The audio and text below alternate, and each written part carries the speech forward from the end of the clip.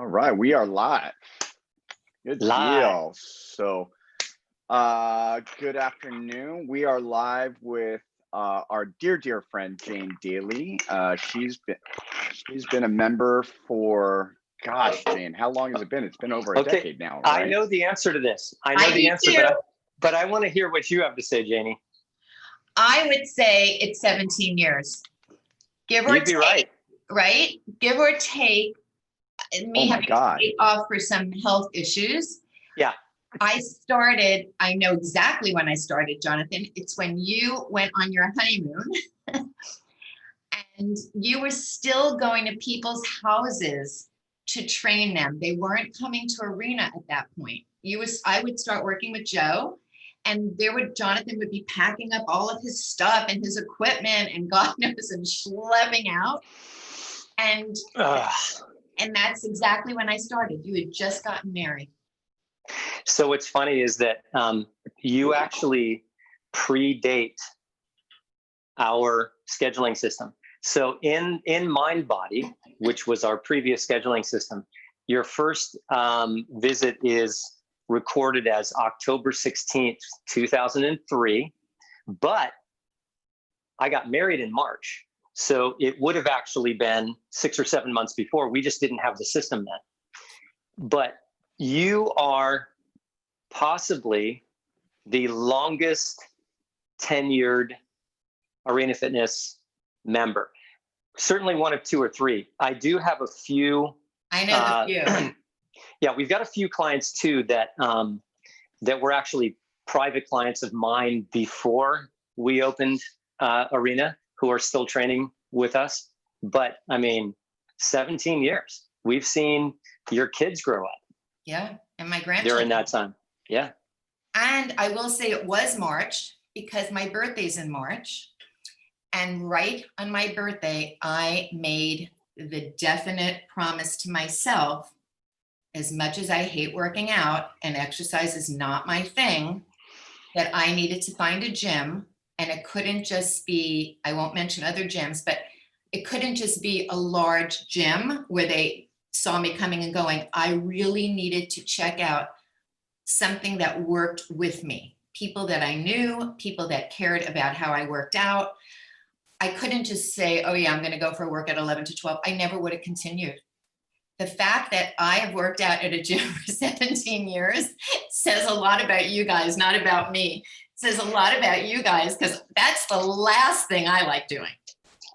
What I hear you saying is that you gave yourself the gift of Arena Fitness. I don't know if Joe's hearing the same thing, but that's how I just heard everything that you just said. 17 years. That's amazing. So we've been married to you. I've been married to you for as long as I've been married to Joe and my real wife. Right. So I'm polygamous, really, is what we're getting at. You know what it is, Jonathan? It's the gift that keeps on giving. So whether you like it or not, it's kind of like Al Pacino in Godfather 3. It's like, just when I thought I was out, they pull me back in. We'll never. Nah, it's like, it's the firm. You don't ever get out. You don't ever get out. And even if you try, you can't, because there's no place for me like you guys. So I was on a long freeze because I had a health thing. And then I was about to come back. And then we have this thing called COVID. And I was like, I can't work out anyway. It's okay. I have a good excuse. And I was about ready to come back. And then they announced the gyms. And I thought, oh, great, I have a vacation. But then, Jonathan, you called me a few times I'm a stalker. To see how I was doing. And it was like, wow. I'm a professional stalker. That's what I do for a living. But it was like, wow, nobody's called me to check on how I'm doing. Wow, that's crazy, right? I'm the one usually asking all my clients. And when I thought it would end soon, I thought I'll just wait. And when it was back and forth, I knew I couldn't avoid it anymore. But I didn't know how it would work, because you know me, I always need corrections. So I need somebody flattening my back, or, doing my hinge differently, or I do everything not the right way. And I thought, well, how am I going to do that? But shockingly, I've been working out in the mornings with mostly Will, sometimes Alina. And yeah, he sees everything. I mean, he sees my bed, he sees my pillows. He goes, no, back it up. No, your back's not right. Like, who are you? And here's the thing I don't want you and Joe to get upset about. I have never sweated the way I do working out at home. I do Dad, I not love it. schwitz in the gym. There's no reason why we would get upset with that. I think that's that's Well, awesome. I'm a little upset about that. I've been trying to do that for 17 years and it took a pandemic. Right. I've never sweat. Now I have to like put my clothes in. I have to like, I'm schwitzing. It's really interesting. I wonder what the dynamic is there. And, you know, we were talking a little bit offline about kind of the difference between, you know, training in person and training online, doing live online training. And I want to dig into some of the things that you do with your coach, with your clients rather, because you're a life coach, and we'll kind of introduce you as far as that's concerned in a minute. But there have been so many people who have been reluctant to try live online coaching. And there's a part of me that gets that because, you know, in person is always going to be people's preference, right? In part because it's familiar. You know, we know what it is. It's a known entity. We understand it. It makes sense. And I don't think people have the same ability to comprehend live online coaching. Like, they can't quite visualize it. And I think that that's understandable. But we have so many people that are reluctant to try it. They're not even willing to try it. Tell us a little bit about kind of what your experience was once you decided, hey, this thing isn't going to go away for a while. I can't wait for the gyms to start back up again. I'm going to go ahead and give this online coaching thing a shot, because you and I talked about it in advance before you did that. Mm-hmm. So walk us through kind of what your initial experiences were with it, because I'm interested in hearing. So for me, I wanted to hold out. So I started with an Eldoa online class just to see, like, can you really see me? And when I did Eldoa, I actually hid from the instructor. So she couldn't really correct me because I was afraid of being so wrong. And so how I flipped it for you guys, and I need to go back a little bit and say that it wasn't just the idea of it's not going to go away and I really need to work out and I might as well try this. With what's going on with COVID and the pandemic, what has become so blatantly obvious to me is and even for my coaching practice, I'm really into community, right? So for being pandemic and being with our families or having just a bubble or a pod, I've been very, very cautious during this pandemic time because I want to see my grandchildren. But it's community. And when you and Joe got hit with, along with a million other gyms, what really sold it to me was, Jonathan, when you called just to see how I was and just to say, just try it.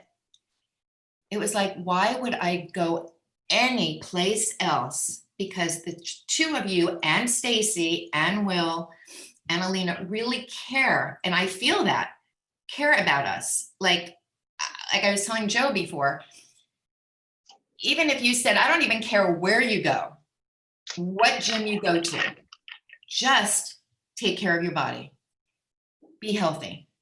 We're here for you to do that. In this pandemic, and so many businesses are closing and businesses are changing, short from you having a gym on a huge park, so everybody's outside and we're in little glass pods, you know, and you know, everybody's working out separately. This is the best solution for me. I was afraid that I wouldn't keep up because I don't have to be any place in my car, so I might forget, right? I might get on the phone, and it's been quite the opposite for me. It starts my day. It gives me a place to go without getting in the car. I mean, let's face it, none of us need cars anymore. And I'm right here. I have everything set up. You guys loaned me weights. I bought my others. And you and Joe specifically have made it so easy for us to take care of us. And that's what made me want to come back no matter what. No matter what. I mean, it's a community. We have to keep our communities and people we love in business. So when you sent out that email, it was like, whoa. And I get that. I get that everybody's still charging rent. My husband hasn't gone to work since March 13th. He's paying rent in Century City. He's paying for 60 parking spots. I think it's ridiculous, but what are we going to do, right? So when I work out, Will explains everything the way he did in the gym. So does Alina. Is that how you pronounce her name? Yeah. Yeah. And she watches it and you go over it and you review it and you have core at the end. When I was at the gym, I left before core. I was out of there. Okay. I'm done. Out. Now I'm the last to turn off leave meeting. I do the core. I love watching them do it. I think why I fit so much is I don't pay attention to anybody else on the screen because I can't see.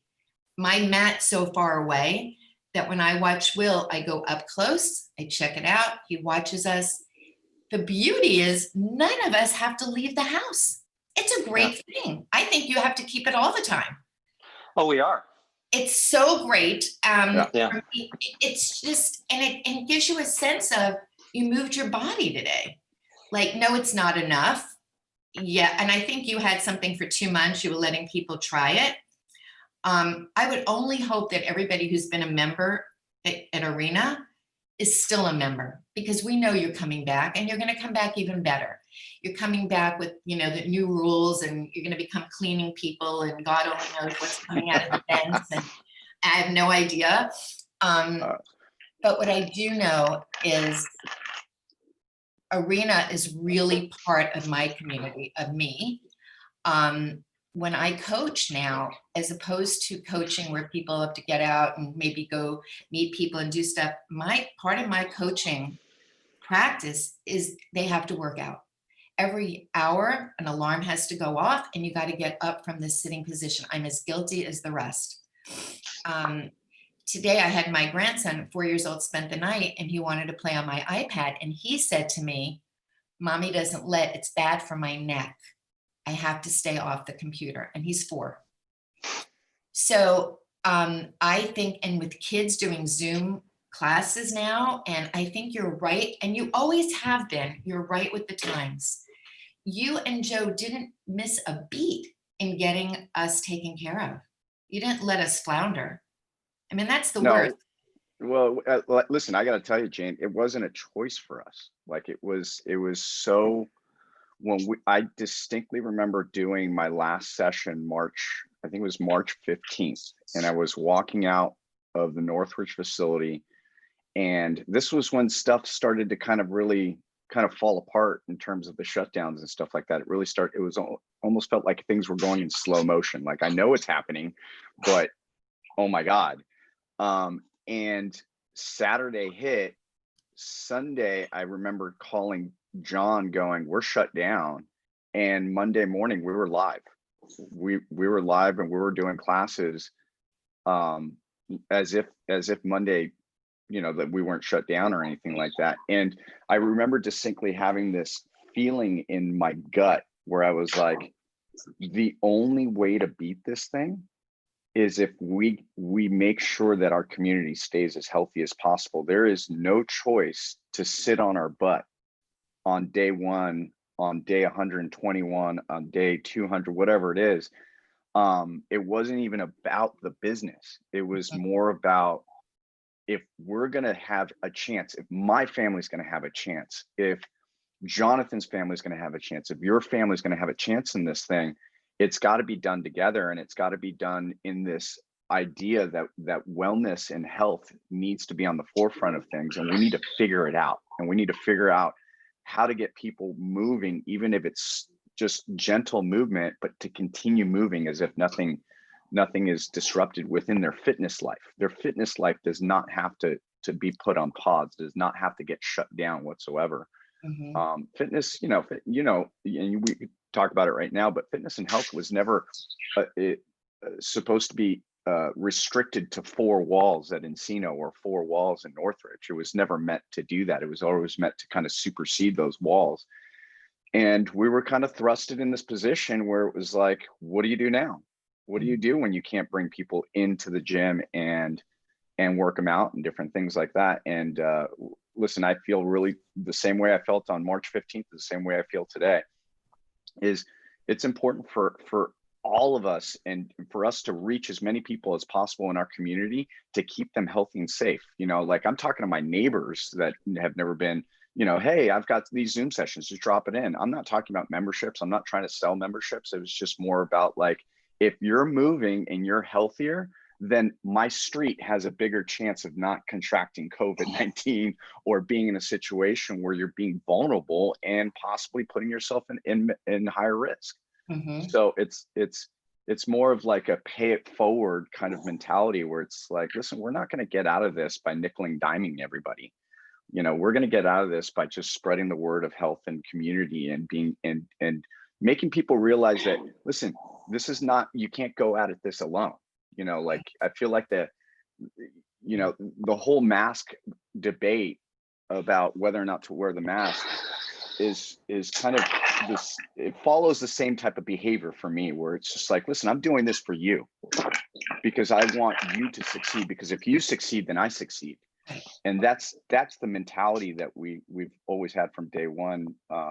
Even, you know, starting from 2003 when we formed Arena Fitness, it's just been magnified for us. I think it's just been magnified with COVID-19, and it's reignited a passion for myself and for Jonathan and everybody in the coaching staff at Arena Fitness, and has kind of reignited this passion about helping people change their lifestyles for the better in a much different way than I don't think that any personal training coach or even life coach could have imagined would have happened coming out of a pandemic, you know. So that was kind of our mentality from day one.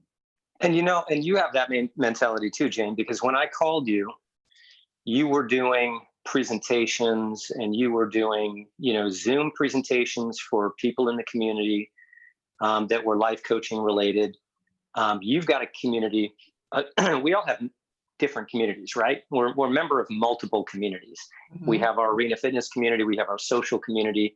If you go to, you know, church or temple, you've got that community. You have your school. You know, we've got multiple communities.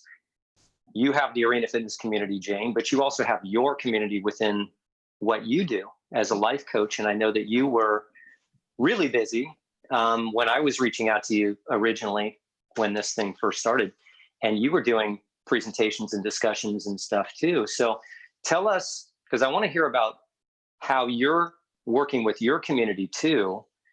And tell us about what you do, first of all. Give us a little, you know, brief discussion of a description of what it is that you do, and then kind of how you and your community kind of mobilize to deal with this, with the pandemic and the shutdowns and everything. Mm-hmm. Yeah, thank you for that. For me, I mean, I am a life coach. I work with the most amazing, inspiring clients.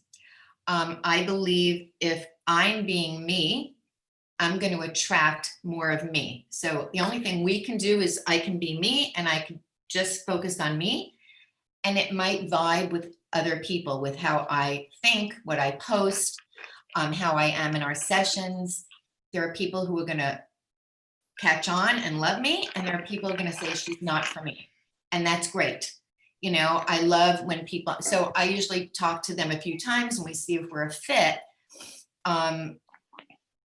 But it's mostly, I find that I attract my tribe, in a tribe that I am proud of. Just like you in Arena, you attract your tribe, your people who are always going to be there for you. So the only thing I would add in when I work with my clients, it's clients that maybe always felt short of going after their passion. They really don't like their job, but they've been taught that you don't change jobs, you wait for the gold pen after 10 years or whatever it is. You know, you say, like when I grew up, my parents would say, you don't change jobs. I believe with coaching, you go after what works for you. And if it means you're here and you want to go that way, we work on that. How to be the best version of ourselves. So if it means figuring out our passion, if it means figuring out how I can be softer, and the biggest word I would say is being mindful. So that encompasses health and wellness. It has to. We can't be good in our lives as parents, as friends, as professionals in any business, no matter how great of a coach I am, without everybody doing their job, which is to get outside, walk, move your bodies, lift a weight, have a program, have a routine. Because what happens, and I see it from my clients, and it happened for me, I got lazy. I got annoyed at this pandemic. I couldn't see my grandchildren for 3 months. My husband suddenly moved home. He's never, from the office. He's never been in this house that many days in his freaking life, ever. I've never been with him this much. I am not used to running out for an errand and getting a million texts. Where are you? Are you wearing a mask? Don't go close. Stay 6 feet. You can't go to the market. So those are the clients that I have too. Like, how do we deal with this, right? My office is, it's not the way I have it. He has scanners and monitors, but that's what we all had to do. So with my clients, we're realizing, and we might not see it all right now, but we're seeing who comes to the surface of people who we want to align ourselves with. People who have our back, people who want to be healthy, want to do more, want to get out of, like, if you have a fear of going on a Zoom call to work out, you're my person. Let's dig in and get through that fear. Let's get messy before it gets clean. And I think a lot of my clients would admit that coming out of this pandemic, there's been a lot of great things. I had to do help supervise a workshop in April, and it was right after. It was like, how the freak do you do this? But you do it. If you're a community and your community believes in you, they support you no matter what. And that's what I had. My community supported it. They were fine with the glitches. They're fine on Zoom calls if a kid suddenly comes in right now because we're teaching at home. It's a new normal, I used to call it the new reality, but it's not. It's our normal now. And when I coach people, I do give assignments, but we work on how can this day be awesome? Pandemic or no pandemic? What was something I did this week that was successful? And let me tell you, I bragged when I had my first workout. I think I posted me trying to lift an 8-pound weight and I was out of breath. And I posted it because that's what happens if we don't keep doing that, right? Our posture, our walking it around. It makes room in here for new great stuff. It makes, look at, I won't get political. I'll just say Kamala has a community. She has her community now. We all have our communities. So let's stick with the communities that we love. And if they don't fit, let's get rid of that. And my clients, I've seen, even though they're all working at home, 2 of them have gotten promotions. 1 got a job offer online, working at home. And a lot of my clients think that they're way more productive. Yes, they're getting more travel, but they are being productive. Because honestly, what else are you doing? Yeah. And yeah. My wife is working from home and she saves so much time on commuting and all of that stuff. And she's finding herself more productive than she would otherwise be, simply because she has less, she's not wasting time doing the stuff that we have to do to get to the office, to do the stuff that we could have done at home anyway. Right. And so you've got your one-on-one kind of clients, and you've got groups that you work with as well, right? Yeah, I have one-on-one, which I love. I love my one-on-one. We do it on Zoom or Skype. I have them all over. I have somebody in Australia, somebody in Germany, and here. Boy, scheduling that must be a delight. Well, it used to be, right. So yeah, it's fun because It's you like have to 3 go o'clock in the morning 9 and you're taking o'clock. the Right, call from Germany and you're just like right, nodding off. right, right. We're same for her, but we figure it out. Like I know Australia's time perfectly. I know if I do a 3 o'clock call today with my Australian client, she's just waking up at 8. So I have them all down. I love one-on-one and I love hearing success stories, but I also love hearing when we failed and when we screwed up and when things just didn't work out. We had a day where it was like, it was a bad day. Love those. The more failures my clients have, the more we celebrate. I mean, isn't that what's so amazing is that as a culture, we're so averse to failure, right? Right. A failure is something to be ashamed about and so on and so forth. But we learn nothing from what we do right for the most part, because Right. we already knew how to do it. Right. And I remember somebody, and you probably know who this is, Jayne, but it was somebody who is, either a motivational speaker or business leader, some Jim Rohn type figure or something, who said something to the effect of, if you want to improve more quickly, double your rate of failure, which I thought was Brilliant. great, because it's true. Every time we screw up, as long as we have the capacity for self-reflection and the growth mindset and the capacity for learning, then every time we screw up is really a blessing, because then we have the opportunity to capitalize on it. I wish I had it at my fingertips, and I tried to find it and I couldn't, and I'll look for it and I'll see if I can post it later.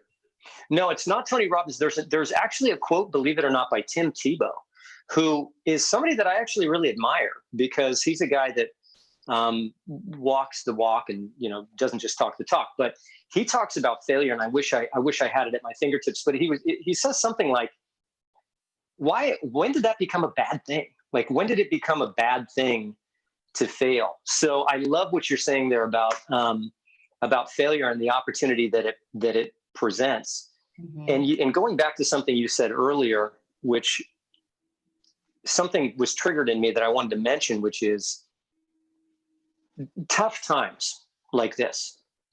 First of all, they reveal character, and there are all kinds of platitudes about it, right? But when things get tough, it really reveals who we are, and it reveals how we can cope with challenge. And I think that there are silver linings. Like, one of these silver linings right now is the increased stress, the increased pressure, the increased fear really does present opportunities for personal growth. Mm-hmm. What are you seeing from your clients? Like, what fears are you seeing? Just generally, what challenges is the COVID environment presenting that also presents a huge opportunity for breakthrough? Such a good question. I would say the COVID pandemic, I have clients that are very fearful. They're afraid of catching it. Then I see clients that, because of it, don't trust their friends when they say they haven't been around anybody. And then it opens up pods, and I have a lot of clients that are just angered at people who aren't being considerate, that won't put on that freaking mask when it helps. Like, really? Is it that, or would you prefer a ventilator? For me, I'll go get a leopard mask. I'll be happy. It's no ventilator. I'm now getting them to match my clothes. Like, let's have fun with it, because we are going to be wearing these for a long time. I mean, now Armor, whatever that Under Armour, body armor, that drink, they're coming out with masks. Every one of those help things. So I'm seeing people who are scared. I'm seeing people who are now getting so annoyed at still being in and not traveling. So they're getting a little lackadaisical, forgetting that the numbers are soaring here. I have clients that say, what is this going to look like? Are we ever going to go back to the gym? Are we ever going to go back to getting our haircuts? Are we ever going back to work? And, for me, I can just tell you, for me, and I work this with my coach, the unknown scares the bejesus out of me. I don't like not being in control. I don't like not knowing. So this is really teaching a lot of my clients, like, you are out of control. So what are you going to do about it? How are you going to take care of you? And what does that look like for you, your kids, if you're a mom teaching them at home or running a pod or whatever? It's a fear. And it also brings up so many things that they took for granted. Having a birthday party. Do you think I'm ever going to let anybody sing happy birthday and blow on my birthday cake candles again? Never. Never. Like, now if you think about it, doesn't that sound so barbaric? We spit and we saliva over these birthday cakes. Right? It's true. It's true though. Yeah. Like Right. when you think about it now, you're like, why was that ever a thing? Okay. Right. Exactly. Like, how did we do that? Or even, I don't like Vegas, so I don't go there. But for my birthday in March, we took my family to a restaurant and we had a smorgasbord buffet. I'm positive it was the last time that restaurant's ever doing that. So those days have sailed, right? Yeah. So when you think about the things that we've taken for granted that have changed, I have clients that just get angry, and who are you angry at? Then turn it around to who are you really angry at? If we're all, including me, if I'm doing everything that I can to prevent the spread and to take care of me and my family, that's really all I should be that's in my lane. I shouldn't be looking at anybody else's lane, right? Because we've had everything all at once. My clients, I have 2 clients who called. I had them a long time ago and they said, I need to come back. I want to have hope. I'm not having hope right now. With the racism, with the protests, with our election, with the COVID, with all of that, a lot of my people who can get depressed have, like, what am I going to do? And how do I make this go away? And we can't make it go away. We have to. It's like putting out a fire, when you start having little fires and you just have to let it burn out and then go. So I coach with this in mind, like, what's the worst that's happening to you right now? And if today was your last day, what would you do to make this a great day for you and everybody around you?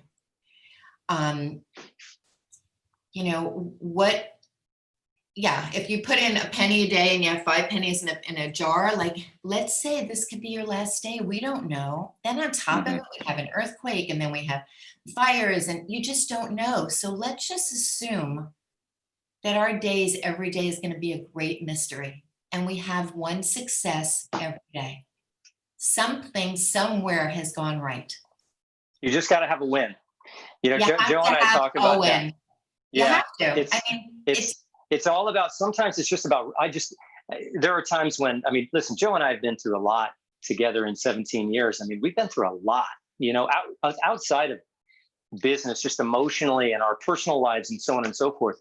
And there are times when I've talked to Joe and I'll be like, man, I just need a win today. I just need a win. Right, we all do. But Jonathan, we all do. And what I do know, as much as I would never want to admit this to anybody, especially you two, working out does change your whole aura. It does, because you've done something for you, so you feel great.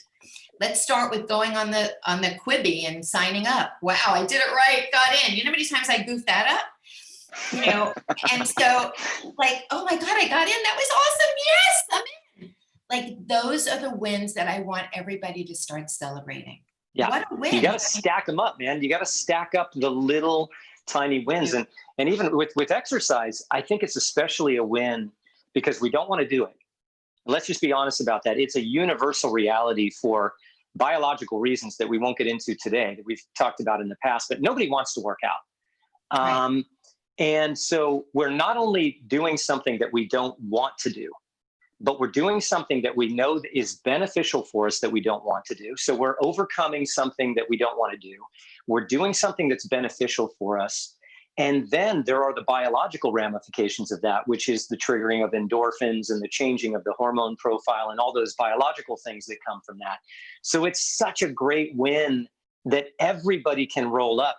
And it doesn't have to be with Arena Fitness. Let's say that you're having a crappy day, you don't have time, you're not a member, you're just somebody living in Des Moines somewhere, and you're having a shit day. Great, you got 5 minutes. And I guarantee you in those 5 minutes, you can do some push-ups, some sit-ups, some jumping jacks, and some squats. And you will have checked that off the box, which will give your brain a little zap of dopamine, and you'll feel good about it. And then you can stack that win up onto something else. Correct. Sometimes it's about rolling up the little wins, right? It is. It is. And it's for me and for most of my clients and everybody I think in the community, it's a win with people that you love. I mean, your community wants to see you and Joe thrive, and how appreciative we all are. I mean, I know that because I talk to a lot of your members, right? I walk with them sometimes. I talk to them. I miss them in the gym, but probably I'm doing less talking, so I'm working out more. You said it. I mean, I know when I'm guilty.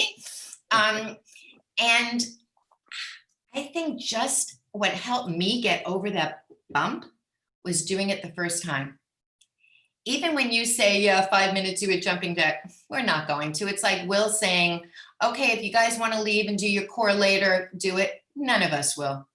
Right. I mean, let's call a spade a spade. You think when I say goodbye, I'm going to go 20 minutes later, now I'm going to go do my core. No, you got to do it. You got to do it then. But it's doing it with people that like you and your whole staff comes from love. Like my next part would be mindfulness, workouts, and then eating healthy. I mean, you can't do all this and then go have licorice and sours and candy and eat pasta all day long. And guess what? You have somebody there that guides them through that as well. And it's not a diet, it's just a way of living. It's just eating healthy, which goes in hand with that. And that's where you guys take it to the next level. You're not just saying, come on the rower and get on the bicycle or whatever. It's also, and we care about your eating and your fat and how you're feeling. Here's the bottom line is we care about you, and they get it. Anybody who's ever come to your gym knows that.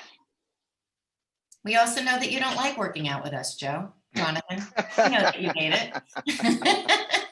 I mean, listen, if we're being honest, we got to be honest, right? I mean, but that's part of the thing is we're really you. We just happen to be the ones calling the shots in that moment, but we're really you. So we're just a part of the community. It's just that every once in a while we put the hat on and we call the shots for a little while, but we're along for the ride. We are in this process at the same time, going through our stuff and developing and growing in our own ways along with you. We've always, we've always tried to make it perfectly clear that we're not pontificating from a mountaintop. I mean, we struggle too. I mean, Joe's had his struggles. I've had my struggles. Jayne can actually attest to that because she's been witness since 2003 about all my mess ups. I've seen them all. I've come to work out when he's laying on the ground because he's hungover. I've seen them all. I've seen him. Thirsty Thursday. The Thirsty Thursday time period. You just knew, right? You just knew who else was coming in to play with Joe. Somebody else he met the night before was coming in to do a coke and workout, whatever. Seen it all. Yeah. But more than that, it's even like for me seeing my clients, of course I want them to win, but I want them to say to me, I love my job so much, I can't even believe I'm getting a paycheck. That's when you've hit it. And it's same like you're part of your community and you've had your struggles. It's the same like for me with coaching. I'm going through the same struggles. Same exact struggles. And you said something really important that I wanted to touch on, which is, and we don't have to touch on it right now, but you have a coach too. I do. And I think that's so smart. And I think that so many people don't realize that coaches have coaches. You have to. Joe and I how could I be a coach? Yeah, I mean, Joe and I have always had coaches. We have always had coaches. We've we've had martial arts coaches, we've had fitness coaches, we've had business coaches, we've had therapists. I mean, it takes a village just to get Joe and I out of bed in the morning, you know? So, but the fact that you're talking about you going through your struggles and you have a coach at the same time, tell me, how has having a coach of your own informed the way that you interact with your clients? So I've had many coaches in my day. And my first few coaches, I wouldn't coach the way I was coached. It was a matter of me finding the right fit. And every coach is great. And sometimes I had a coach for maybe different things, maybe for being creative, or maybe working on my own shit. And God knows I have plenty. I couldn't be a great coach without actually having a coach, because how could I coach you and then I don't believe in having a coach? It's like very different. Like, it's like you training us, but you don't have a trainer, or you don't work out, right? So for me, I have to have this coach who's going to keep me balanced, and maybe something will come out, because I want to be clean when I'm coaching you. So if I have something lingering that's going on for me, if I haven't worked through it, it's going to come out in your session. I'll probably attract somebody who has the same issue as me. So I love having that time for me every week, or I get to vent whatever might be going on for me. Maybe it's about a client, maybe it's about me, maybe it's about my daughter, who's still here since March. She only came for a weekend. I don't know. She came for a weekend and she's still here. So yeah, my coach knows about that. Awesome.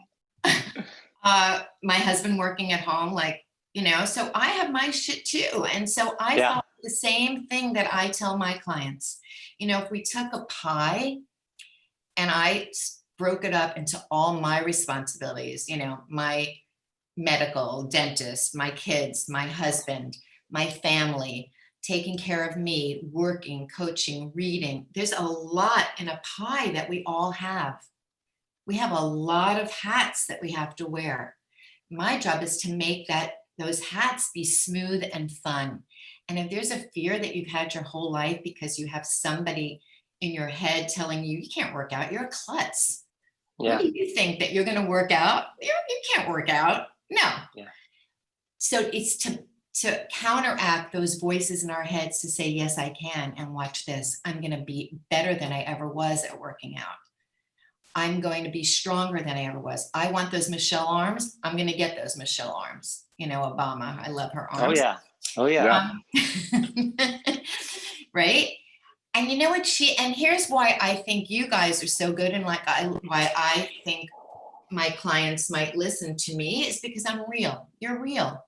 I'm not pretending that this bullshit isn't happening. You know what I loved the other day? Michelle Obama talked on her podcast. She can't sleep. She's stressed. She's worried. She's not herself. And to me, God, you're so real. Of course, I want to hear more about you. You're sharing your real life story. I only want real. I don't want the bullshit. Life's too short.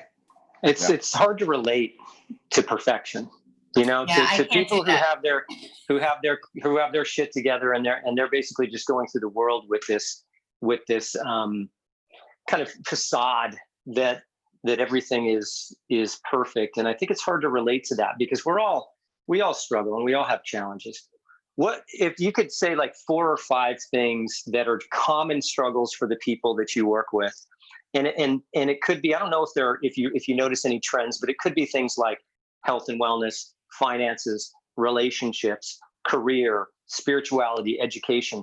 Do you find, like, what are 3 or 4 of those things that you find seem to be common areas that people struggle with? I would say right now, my top ones would be financial.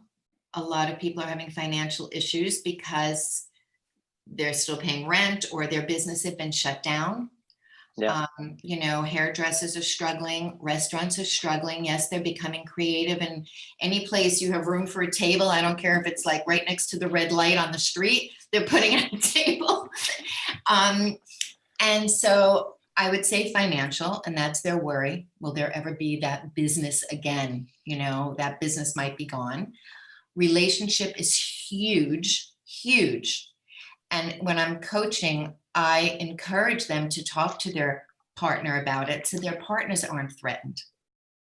You know, if I'm going to assist them being happier, it's only going to change the dynamics for everybody. And that's what I hear, is that these families have gotten closer and better.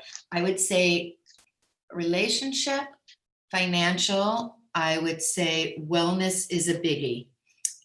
Getting proper sleep and losing weight right now. I'm hearing that from everybody. They've all gained, instead of the freshman, what was it, the freshman 15, they're calling it the COVID-10. COVID-19. Right? Yeah, right. Yeah, Exactly. we called it the COVID-10 back in April. Yeah, right, Yeah. right, We were being optimistic. right. Right, but you know, we're all wearing just Lululemon leggings. So the day that it comes that you have to put on your jeans, that's going to be a busy day. I could be on day 6 of this shirt. You wouldn't know. I mean, my wife would know, and she would let me know that she knows, but you wouldn't know. So you've got wellness, you've got financial, you've got relationship. So now I want to put you on the spot. Okay. Hold on. Before we go off this topic, I actually have a question, because I feel like we've been missing out, mainly because we're all married and we've always talked about relationships and couples, but what's going on with the single people? Yeah. Like people that don't have husbands or boyfriends or children, even during a COVID-19 world. Do you have any clients that are struggling, that are single alone? And what's that like for them? I do. Because I think that they're kind of underspoken or kind of almost forgotten in this whole thing. You don't hear too much about that. Yeah, and that's sad, you know, because let's face it, a lot of the younger people who are not in relationships, are all, my clients anyway, are doing Tinder and I don't know, all the other ones that they do, the Tinder and the swipe and the this and you know. The swiping and the and then how do you do that? So you meet a guy and you're going to go on a date and you're going to say, have you been with anybody else? Because I can't be with you, and keep your mask on. I mean, really? Yeah. It's affected it, you know? And like how do people date right now? Listen, the only reason I bring it up is I recently saw a commercial how Match.com has switched it over, and you see like 2 people having FaceTime and stuff like that. That's what they're all doing. And what the silver lining in that, from what I read in this article, is that deeper, more meaningful relationships are being formed because they're being forced into this kind of FaceTime scenario. Intimacy. And they're having to do that prior to them going out and dating. So it's actually changed the online kind of dating world dramatically. I read a funny article yesterday in the paper. It might have been the Washington Post, and it said something like, well, talking about the singles, but then it was also talking about couples, like how do they have sex now? You know, like what do you do? Like if you just dated somebody for 4 months and then you want to have sex. So the article was very funny, and it said, no, you can't face each other. No matter what you do, you cannot face each other. I have to find it. Somehow you got to work it out so you're not face to face. Right. Right. So, but I do have plastic partition. Right. Exactly. That plexiglass. I wish I owned some plexiglass company. Believe me. Oh, forget it. That and Purell. Stock in Zoom, plexiglass, and Purell, and we would be. I'd be zooming this in from a beach somewhere. Oh my God, me too. Me too. That and if I own Tesla. But anyway, but so I have these clients who I started with when they finished their senior year. I have younger clients, they're females, finish their senior year and they want a break, you know, a gap year, they want to start working. And it's changed for them because a lot of them that did get accepted, like USC, for example, accepted a client of mine. It's a he though, for him, in the business school, because they decided now he wouldn't have to take the, I don't know, whatever you take, the GREs and whatever else. But he has to take this first year on Zoom. So here you're going to college, but it's not going to be the college experience there. You're going to be on a Zoom. So I think a lot of classes are going to be that way. And I've had 2 clients speak to me this week and said that she was very upfront and honest, which is the only way we would have it. And vulnerability is another word I left out, which is really huge when we work together. And so she was going to go hook up with this guy. And the next thing she knew, her friends were absolutely on her case. They wouldn't invite her to the next thing. They said, you're being too careless. We can't be with you. You're only thinking of you. You can't hook up now. You can't have a new boyfriend now. We have to stick together in our small pods. And some people want to hear it and some people don't. But those are the ones that are afraid that they're going to go home and infect their 90-year-old grandmother. You know, Yeah. so it is a community thing. You've got to think bigger than us. We have to think the next level. We have to think, you know, like my kids are really strict with me, but they know I want to see Cooper and Beckett. So I stay, if that's what it takes, then that's what it's going to take. If that's the smallest thing it's going to take, that's what we have to do. Right. So for my clients, I think, you know, the younger ones are hating it because they don't have a social life. They're not going to parties, but if you go down to the beach, they're all still going to the beach. I think some of my younger people think that they're invisible and that nothing will happen to them, such as the protests. And then 2 weeks later, our numbers were crazy, right? So I do deal with COVID a lot in my sessions. I never used to, you know, because it was so me, but now everybody wants to talk about it. Are you ordering out? Are you cooking in? Are you, you know, everybody, so because there's no one answer, you know? So if there's no one answer, let's use it for our bodies right now. Let's work out, let's walk, let's have a social distance walk with one other person. We're being forced to do this. So it should be a slam dunk. Just do it, work out, eat healthy, and do it. And wear a mask. I mean, it's so funny. There are those memes that were going around, you know, social media a while back where it's like, you know, our parents' generation or our grandparents were asked to, you know, charge the beaches at Normandy. You know, we're being asked to sit home, watch Netflix, you know, and we're fucking that up. So it's amazing, you know, the change, the difference in generational attitudes toward this. And I do understand, though, the youth and their feeling of loss right now with regard to being able to socially connect to people. I understand their sense of loss with regard to college because they've had this, they've been looking forward to this, right? They can't wait to get out of high school. And then I got to Zoom it and I still got to live at home.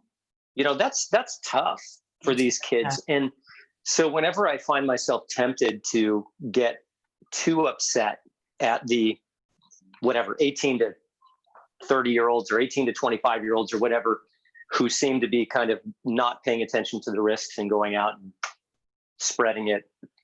I was 18 one time and I think I probably would have done the same thing. You know, I don't know how smart I would have been. So it's a tough thing for the kids. And like Joe said, for single people right now. So I want to put you on the spot, but I promise that Joe and I will answer this question too. What's the biggest thing what's your biggest challenge right now? Like, what's the thing that has you staring at the ceiling at 3:00 in the morning? 2, 3, and 4.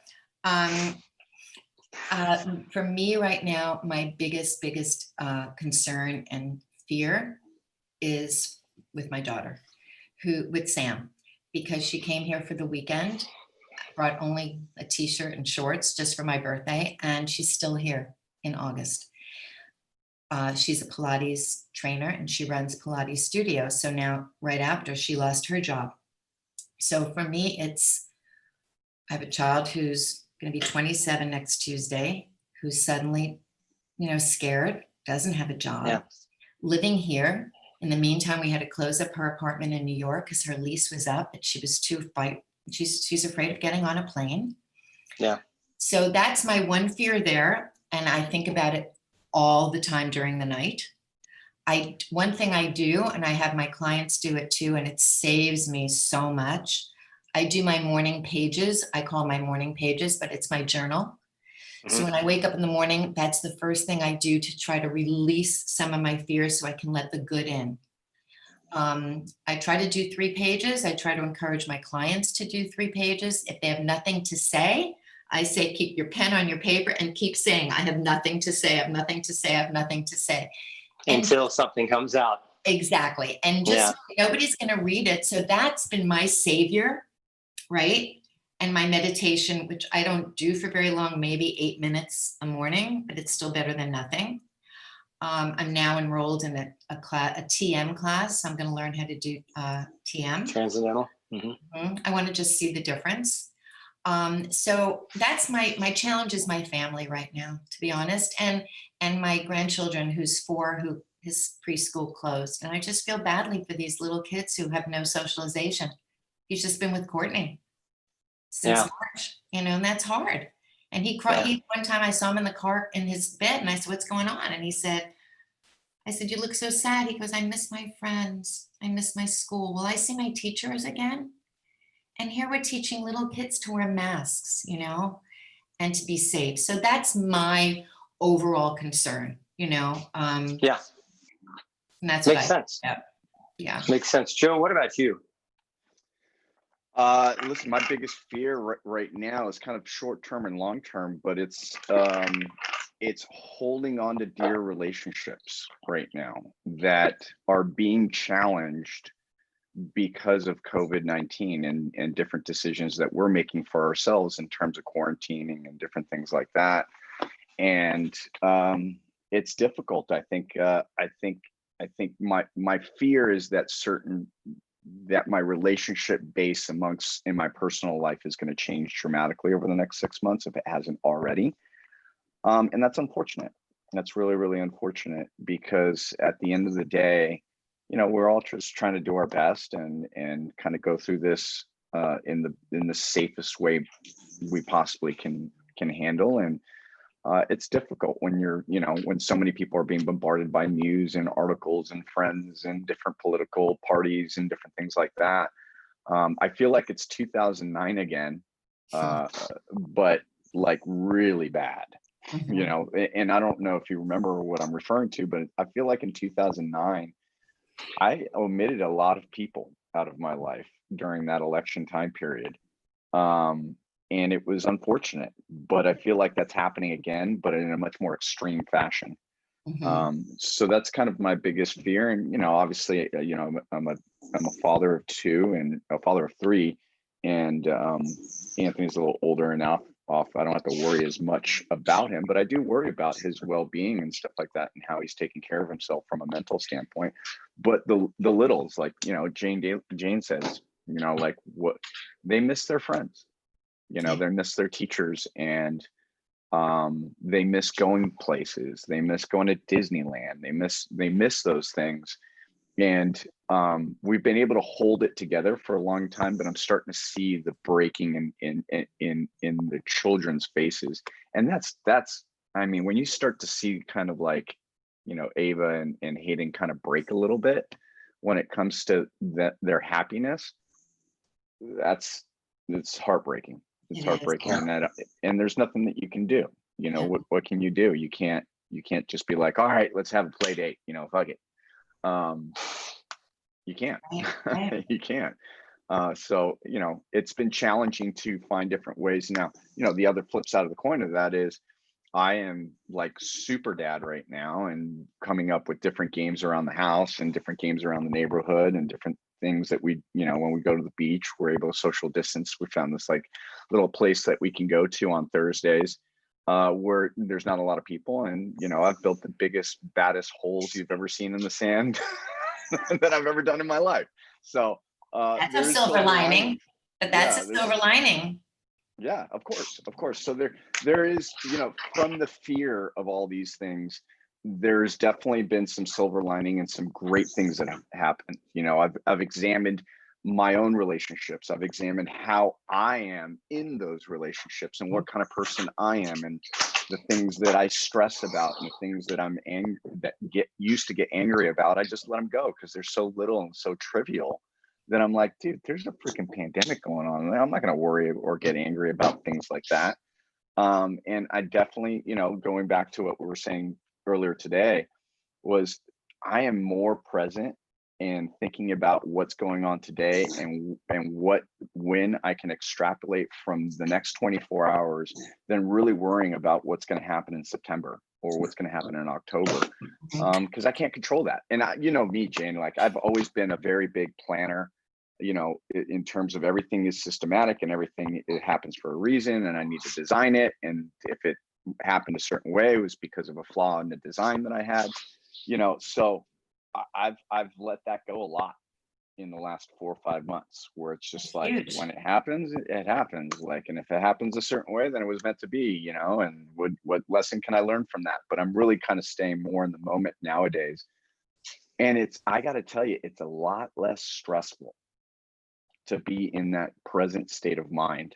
And really, it's a lot more gratifying. I feel like I sleep better at night because of that. Because I'm more in the moment. And it doesn't have to be a very big thing. Like, it could just be like, man, I built the greatest fort today in Ava's room, and everything else could have burned down around me, but I had a great moment with my child, so I'm good, and I'm going to sleep tonight. So that's my fear and my big win. It's huge though, because we never, there's that old saying, you don't ever die saying, I wish I were to work another day. Yeah, exactly. But I wish I would have spent another day with Melina, or, another day hiking or something. We never say, I wish I could have worked another day, but you got to do a fort. You got to be with your kid. That's special. Parents that have never seen their kids, during the day now are, and that's awesome. We don't know the effects of any of this. Maybe there'll be abandonment issues. I don't know. But what you said was so right on when you said being present. Yeah. I love that. And when you're working out, for me, I have to be present. I can't think of anything else when I can barely breathe. So it forces you to do something good for yourself, Yeah, it gets you out of your head and it makes you definitely more mindful of stuff. Jonathan, what's yours? Yeah. So, I mean, for me, I've got a few things, but, I have anxiety. I mean, I've had anxiety and had to deal with that since I was a teenager. And so I have a tendency to catastrophize, Chicken Little syndrome. So this has been a very interesting challenge for me in general, because it's a real easy time for me to go to, well, I'm living under a bridge. That's pretty much where this whole thing is headed, is me under a bridge. So it's been a good exercise in doing what I can do to not go to that place, and asking myself, okay, this is a place that I go to when I'm in times of stress and anxiety. How can I do this better? Just a little bit better. Just today, I just want to be a little bit better in addressing this anxiety. So just general anxiety. Finances are obviously one that I worry about, which is just deeply rooted. Like, it goes back my whole life. So when you're looking at an economy like we have and are forecasting right now, that creates a lot of fear, a lot of staring at the ceiling at 3 o'clock in the morning. My parents, just not so much worried about them getting COVID because they're being very careful, but they relish the relationships that they have in their lives, and they're in their mid to late 80s, and they're losing people. They're losing their friends every year. They need the social community interaction so much, and they're having a hard time, getting that and being safe at the same time. So I worry about them. And then this is just a little one, but it's actually fairly significant. I need a vacation, man. I mean, Joe and I were talking about this earlier in the week.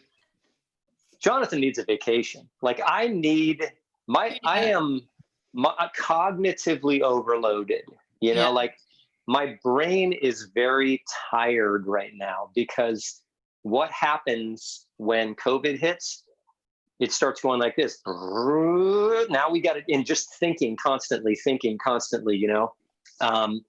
how can we make this better? How can we address these needs? What do we need to do to support people? What do I need support with? Blah, blah, blah. And the head just never stops. So I am mentally fatigued. But and so to that end, I need to stress relief and stress management have always been one of the weak links in my wellness program, although I do have improved, but I need to spend more time mindfulness and meditation and yoga and taking long walks and doing the self-care things that I know that I really need. So that's a little bit of, that's a peek under the hood. Yeah. Yeah. So that's probably, I love one thing you said that I just need to, that I love that you and one of the hardest things we have, at least for me, is asking for help. Yeah. Right. And that's such a hard thing. You would think it would be great because our whole life when we were kids, yeah, can you do this? Tie my shoe, do this. But as we get older, I'm realizing with my clients, when I'd say, well, did you ask anybody who's like an expert in this to help you? No. Well, what a thought. I could ask for help. And that's what you guys did. And that is what got me. It was like, I love you. You asked for what you need, right? We asked from you what we need. We want you to be stronger or better workout person or work me harder. What you're asking for help. That to me was huge. Yeah. Love that. And I can't say enough great things about that. And the one thing that my coach taught me when I remember when my dad died and I was a mess, I couldn't put one word in front of another. And then with this COVID, I go, how am I getting out of this depression? How am I going to stop missing him? How am I going to do that? And my coach said, you know what, this might not be the answer you want. But what we need when we want something we're so upset, the best thing we can do is serve somebody else. Yes. Yes. That's so true. Right? Is to give to somebody. So like when I was having a really shitty COVID day and I realized my neighbor, she died and her husband's here. She died about 8 months ago. I thought, what about him? Is he getting food? So I go to the house, I ask him what he needs, pick up stuff. That made me feel so much better. It's true. So if you're in doubt of what to do or how you can do it, it's asking for help, journaling, and serve others. You know, it's absolutely true. Somebody says, you know, I'm just feeling lazy and blah, blah, blah, blah, blah. Really? Have you gone on Arena Fitness lately? Go sign up for a class. Yeah. Do something. Make one tiny baby step a day. And that's it. It's absolutely true. It's absolutely true. Love talking with you, Jayne. This is super fun. Tell us where people can find you if they want to reach out and chat with you or have a consult or something. Can always call me on my cell, but the best way is to text me at 818-515-4998 or jayne.daly@gmail.com. It's Jayne and Daly DALY@gmail. Also, if you're on Tinder and you want to call her, she just offered up her cell phone number. Yeah. So wait, say again your Gmail address. It's jayne.daly@gmail.com. And right, but Jayne is spelled JAYNE.daily@gmail.com. And Daly is with just DALY, and I will respond immediately. You can ask me questions. We could just have a conversation and chat for no other reason, just to chat. I love it. So reach out. So good to talk to you, Jayne. Love talking to you guys. Yeah. Thank you. Thank you so much for coming on today. Thank you so much for being a part of our family for 17 years. Thank you. One of the best things I've ever done. Thank you. All right. Thank you so much. Be good. We'll talk soon. See you soon. Bye-bye.